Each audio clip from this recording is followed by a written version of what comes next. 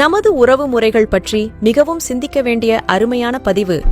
அண்ணன், தம்பி, அக்கா, தங்கை, சின்ன அண்ணன், பெரிய அண்ணன், சின்ன அக்கா, பெரிய அக்கா, சித்தப்பா, பெரியப்பா, அத்தை, மாமா, மச்சான், மச்சினி, அண்ணி, கொழுந்தனார், நாத்தனார், தாய்மாமன், சித்தப்பா பையன், சித்தப்பா பொண்ணு, பெரியப்பா பையன், பெரியப்பா பொண்ணு, அத்தை பையன், அத்தை பொண்ணு, மாமன் பொண்ணு, மாமன் பையன். இது போன்ற வார்த்தைகள் எல்லாம் 2050க்கு மேல் யாருடைய காதிலும் விழாது. யாரும் கூப்பிடவும் மாட்டார்கள். அகராதியிலிருந்து கூட கொஞ்சம் கொஞ்சமாக அழிந்துவிடும். காரணம், ஒன்னே ஒன்னு, கண்ணே கண்ணு என்று ஒரே ஒரு குழந்தை மட்டும் போதும் என்று முடிவெடுக்க ஆரம்பித்ததுதான். அப்படி இருக்கும்போது இந்த உறவுகள் எல்லாம் எப்படி வரும்? பெண்கள் வயதுக்கு வந்ததும் சீர்வரிசை செய்யவோ, பந்தல் போடவோ, முதல் புடவை எடுத்து தரவோ எந்த தாய்மாமனும் இருக்கப் போவது இல்லை. திருமணத்தின் போது அரசாணைக்கால் நட எந்த அண்ணனும் இருக்கப் போவதில்லை. மாப்பிள்ளைக்கு மோதிரம் போட எந்த தம்பியும் இருக்கப் போவதில்லை. குழந்தைக்கு மொட்டை போட யார் மடியில் உட்கார வைப்பார்கள்? கட்டி கொடுத்த பெண்ணுக்கு ஏதாவது பிரச்சனை என்றால் அண்ணனும் தம்பியும் பறந்து செல்வார்கள். இனி யார் போவார்? ஒவ்வொரு பெண்ணும் சொந்த பந்தம் ஏதுமின்றி ஆறுதலுக்கு ஆளின்றி தவிக்கப் போகிறார்கள். ஒவ்வொரு ஆணும் தன் கஷ்ட நஷ்டங்களில் பங்கு கொள்ள அண்ணன் தம்பி யாருமின்றி அவதிப்படப் போகிறார்கள்.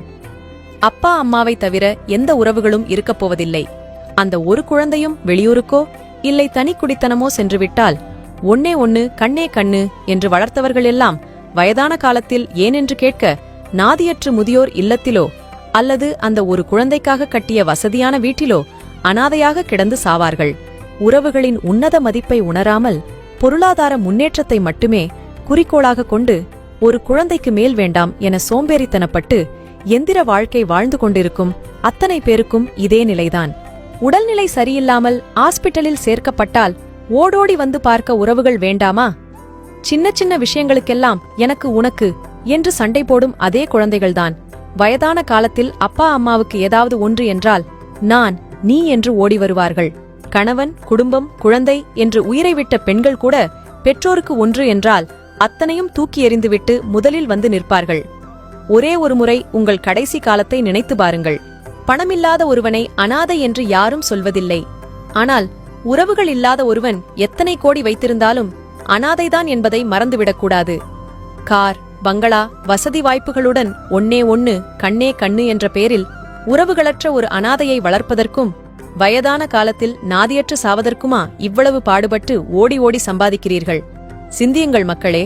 ஆணோ பெண்ணோ குறைந்தது 2 குழந்தையாவது பெற்றுக்கொள்ளுங்கள். அனைவருக்கும் பகிருங்கள்.